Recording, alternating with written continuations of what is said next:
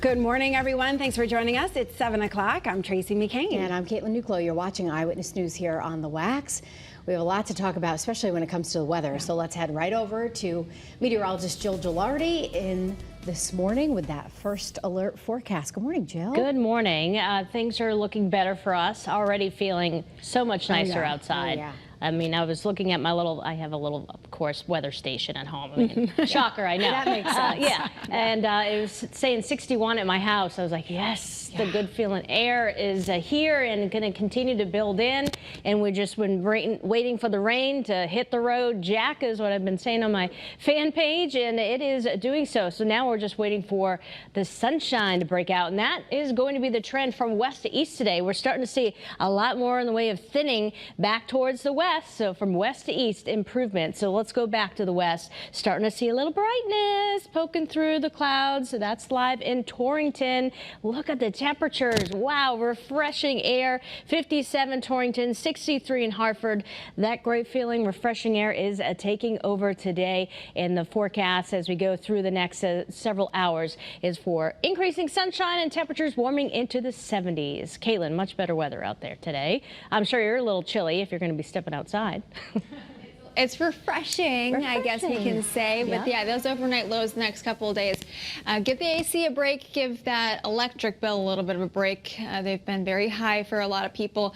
Unfortunately, though, as you're heading out the door, even though we're seeing a little bit of a break in the forecast, unfortunately, we are still seeing wet road conditions. We had a lot of damage that's been done in the southwestern portion of the state, which means those road closures are still in effect. Localized road closures being reported by local DPW crews, fire and police. This is what DOT is reporting to us here at this time. So you can see Southbury, Oxford, Monroe, Newtown, Seymour, Woodbury as well. So Route 188, Route 34, Route 67, all severely impacted. If you see a road that's been blocked off, please never travel down it. It's for a reason. These roads have been compromised, so they are doing some work to make sure that the structure of these roads are it could be stable. They're not sure at this point. Please make sure that you are adhering to those road closed signs out there. Live look outside in Hartford, Middletown, Waterbury, and in Meriden here. Light traffic volume across the majority of the state. Those delays are building down through Fairfield County at this time, though, so budget in some extra travel time. I'm Caitlin Francis with your Chevy First Alert Traffic Report, driven by your Connecticut Chevy dealers. All right, we're staying on top of breaking news in North Haven, where police are asking people to stay at home, avoid the area of Cloudland and Sugar Hill Road. Pinpoint News Tracker shows you exactly where this police investigation is happening. Channel 3 Eyewitness News reporter Olivia Schuler has been there all morning. She's live with us now with the latest information. What do we know, Olivia? Well, Caitlin and Tracy, I recently spoke to a sergeant with North Haven Police. He says nothing has changed from what we've been reporting over the last several hours here. We are on Cloudland Road, and he says all that they can share right now is that there's some type of family issue that they are investigating and that there are no injuries. This is what the scene looks like right now. This is the closest we're able to get. You may be able to see that there's some caution tape blocking off a large section of a home. And we did see an ambulance leave this area. We saw an ambulance come back to this area. Then we saw a fire truck show up. And you can see right now that it looks like there is a large group of some police officers gathering in the road here on Cloudland Road. Once again, all the information that we know right now from police is that there are no injuries and they are working on some type of family matter. Now, if you live in or around this area, let's say you head to work on Cloudland Road, you're going to want to find an alternate route this morning. And if you live by Sugar Hill Road or Gale Road, you do not even want to come out of the house at this point. That is direction coming straight from North Haven Police. As soon as something changes, you'll be the first to know here on the WFSB News app. We're live in North Haven. Olivia Schuler, Channel 3 Eyewitness News. All right, thank you, Olivia. Now on to the latest on that historic and deadly flooding in western Connecticut. Many towns are in recovery mode, still reeling from the damage done by storms that moved through the state Sunday. Governor Ned Lamont has issued a state of emergency as dozens of washed out roads still need to be repaired. School leaders say they're hopeful they can stick to their scheduled start dates next week, but many bus routes have been altered for the start of the school year.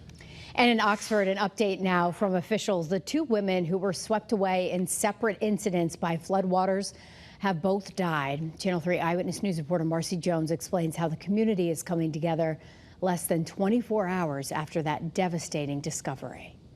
The area that we're standing in front of right now is very symbolic of how people here in Oxford are feeling broken and damaged. Now, the fact that 2 lives were lost in this historic flooding is just a reminder of how powerful Mother Nature can be. We saw incredible property damage as well as businesses shut down and so much water. Sunday's historic flooding took a devastating toll on the town of Oxford. The massive flood caused damage up and down Route 67, decimating roads and bridges. Debris was left everywhere from the main roads to the side streets. Worst of all, state police said 2 women did not survive the raging floodwaters. 65-year-old Ethelyn Joyner and 71-year-old Audrey Ruskowski, both from Oxford. One of the ones that drove in to the water, and we saw her car, and unfortunately she was holding on to the pillar. You see the firemen out there, they couldn't even do nothing. Nope. You know, they tried, but they couldn't do nothing, you know, to try and get in there. They tried everything. Now, Oxford's school superintendent says that he's hopeful that school will start on time as planned on August 28th. However, he wants everybody to focus on healing and picking up the pieces. In Oxford, Marcy Jones, Channel 3 Eyewitness News.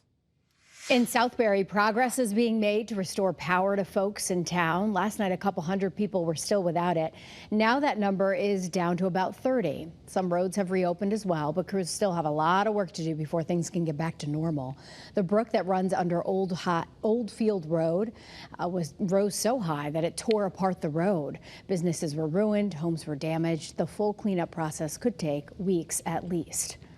In Monroe, we're getting a closer look at what's left of the Route 34 bridge near the Stevenson Dam. Take a look at this drone video. It gives you a good shot from up high in the sky showing the devastation. The Monroe police chief says this bridge is expected to be closed long term and that a replacement project could take weeks or maybe even months. As you're looking at that damage there, it's easy to see why. We're also learning several parts of Route 34 in Newtown are unstable and partially washed out. Police there are asking people to find alternate routes. But I opened the basement door and the water was all the way to the top. My wife's car was flooded all the way to the top of the windows. Garage, everything in the garage was underwater. Well, the flooding in Naugatuck has been life-changing for a group of people who live on Cherry Street. That's where 6 homes are now not livable because people who live nearby say the water levels made the neighborhood look like a giant pool. And the amount of devastation is still difficult to process. Yeah, you got memories down there. When that happens and you look at it and it's all waterlogged and everything, you can't help but get a little emotional. I'm going to be honest. And just down the street, one man had to conduct a boat rescue to bring an elderly couple to safety. No one was hurt, but neighbors tell us it could take a long time to recover from that emotional toll. Well, the damage is extensive, but it's not the only thing people are dealing with there. A number of health concerns that are coming out in the wake of flooding like this. The Department of Public Health is now urging people to be careful in towns including Simsbury, Naugatuck, and Oxford. Well water needs to be tested. And officials say you should also dry out any flooded areas of your home as quickly as possible. Anyone in need of assistance can dial 211 for help. Well, at least the weather is starting to cooperate finally. Your first alert forecast does include improving sky conditions. The feel is already so much better. And the wet weather is moving out too. So a lot of pluses to talk about today. It is 7:09 and look at that. Starting to see the brightening skies here in Hartford. We're at 63 degrees, breezy outside this morning. Oh, looks like someone's about to go fishing. So a little drearier to the east, but believe me, everyone's going to get to enjoy a much better weather day from west to east. Look at that. 57 Torrington, 58 Putnam, 63 Hartford. Certainly can call it refreshing with low humidity. Those dew points have come down into the 50s, will continue to drop. Our temperatures today only rising into the 70s with sunshine breaking out in just a few hours from now. So again, improving weather. We'll let you know how long it lasts coming up in about 10 minutes in your first alert forecast.